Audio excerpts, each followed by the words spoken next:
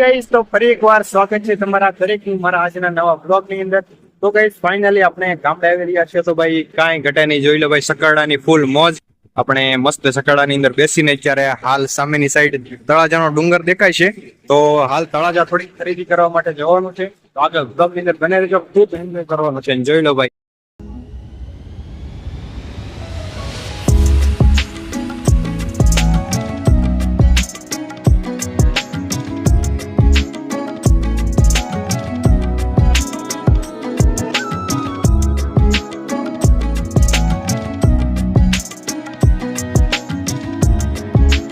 Guys તો finally આપણું તાલધ્વજ નગરી તળાજા આવી ગયું છે.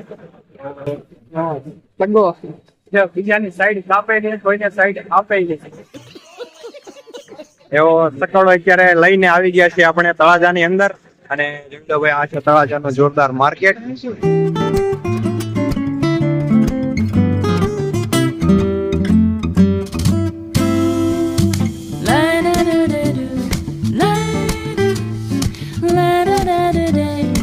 તો મસ્ત અહીંયા આપણો છકડો પાર્ક કરી દીધો છે.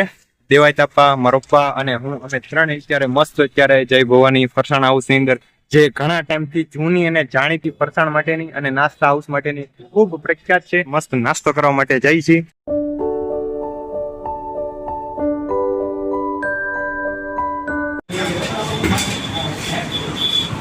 તો આજે તળાજા ફાઇનલી આવી ગયા છે સ્પેશિયલ નાસ્તો કરવા જય ભવાની ફરસાણ હાઉસ ની અંદર. અત્યારે વરસાદની અતિવૃષ્ટિ થઈ છે કાકા, આજે કંઈક ગરમા ગરમ ખાવાનું છે. કારણ કે મંદિરનો માહોલ તો છે, એમાં અતિવૃષ્ટિ છે એટલે આ બધું બહુ નુકસાન થયું છે. ખાવું ઘણું પણ ગળે ઉતરતું નહીં અને આ મંદિર થોડુંક ધ્યાન દે. અત્યારે મરચા અને ચટણી બંને વસ્તુ તો રેડી છે. બાકી આપણો વધારે ખાઈ જાવ તમે એટલે તમારે સ્પેશિયલ ચટણી ખવાય આવું ભાઈ બેન આવે છે મસાલા બધા. જો કાકા તમે પણ ચટણી જો એનો ટેસ્ટ બધા સુરતમાં તો ખાધી છે, પણ એને ટેસ્ટ કરશો તો તમને કંઈક અલગ જ ફિલિંગ થાય. ઉતાર અમે ખાઈ લઈએ.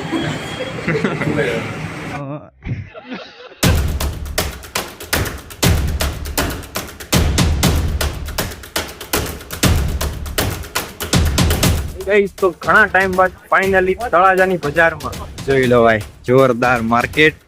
ને અત્યારે જે અહીંયા ફળ ફ્રૂટ શાકભાજી તેમજ બાળકો માટેની તમામ ચીજ વસ્તુઓ, આ સાઈડ લેડીઝની દરેક ચીજ વસ્તુઓની વેરાયટી છે.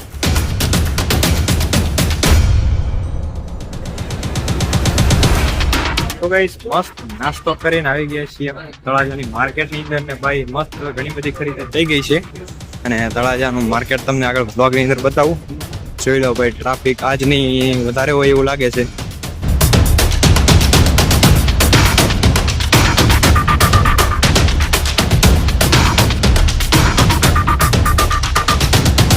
ફાઇનલી ગાઈસ તો દરેક જગ્યાએ બધી ખરીદી થઈ ગઈ છે.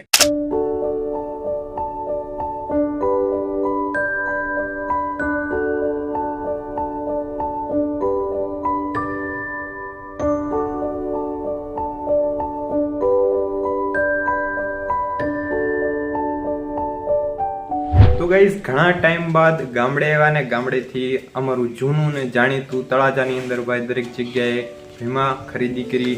દરેક જૂની જાણીતી બધી ચીજ વસ્તુઓ જગ્યાઓ જોઈ અને ભાઈ ખૂબ મોજ આવી ગઈ. પાછા અત્યારે જો ઘરે આવી ગયા છીએ અને આજે તુલસી વિવાહ થઈ ગયા છે. તો આ તુલસી વિવાહના પાવન પવિત્ર પર્વની તમને દરેક લોકોને હાર્દિક શુભેચ્છાઓ.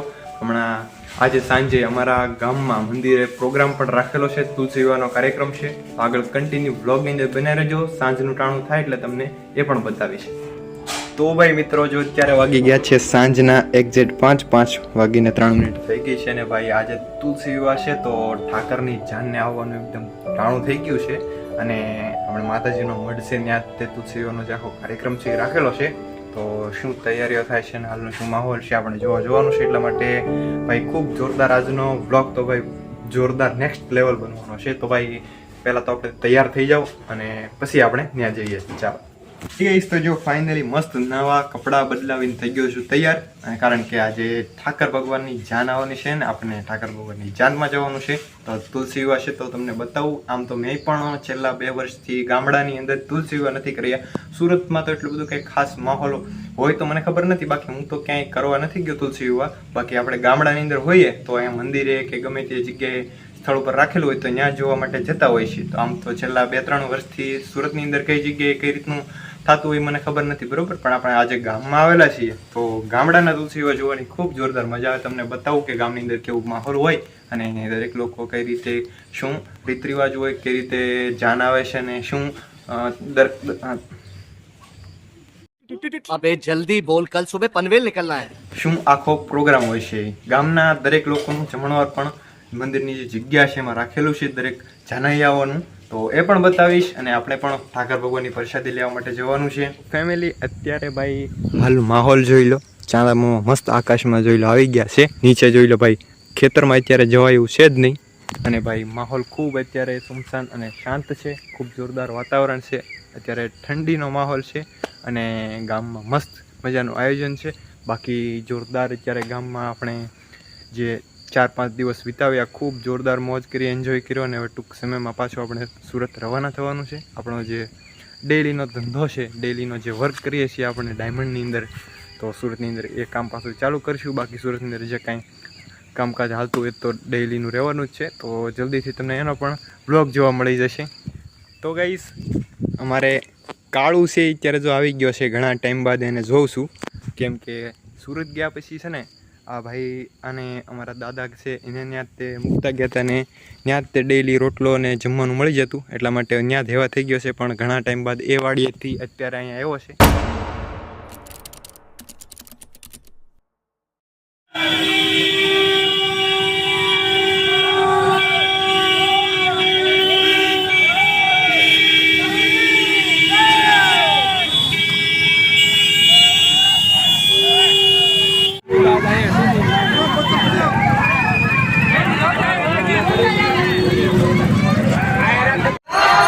તો ગાઈસ ફાઇનલી આપણા લાડકવાયા એવા વરરાજા શ્રી કૃષ્ણ ભગવાનની મસ્ત જોરદાર જાન આવી ગઈ છે. હાલ ઉતારો છે આ મંદિરે રાખવામાં આવેલો છે.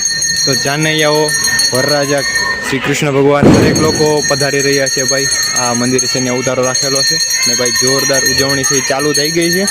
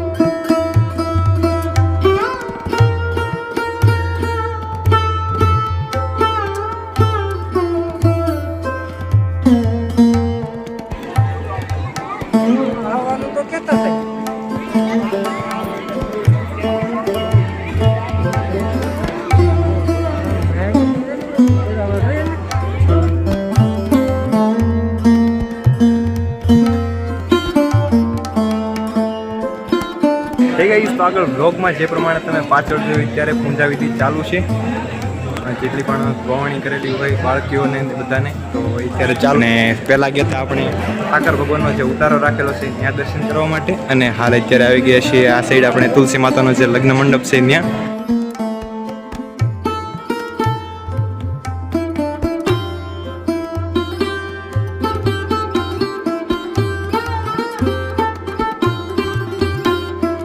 જોઈ લો ભાઈ, આપણે માતાજીનો ડ્રમ છે એટલે વરસાદની કાંઈ બીક ન રહે અને દરેક લોકો સચવાઈ જાય વ્યવસ્થિત રીતે. જગ્યા બહુ જોરદાર છે, જોઈ લો ચારે તરફ મસ્ત સપર છે. દરેક લોકો વ્યવસ્થિત રીતે ગોઠવાઈ જાય, કોઈને વરસાદનો ટેન્શન ન રહે. અને આજે ભાઈ દેવ દિવાળી છે ને માહોલ ગામનું તો શેર કરતા તો ભાઈ ગામડાની અંદર જે તુલસી વિવાહ કરવાની મોજ આવે ને એની તો કંઈક વાત જ અલગ છે.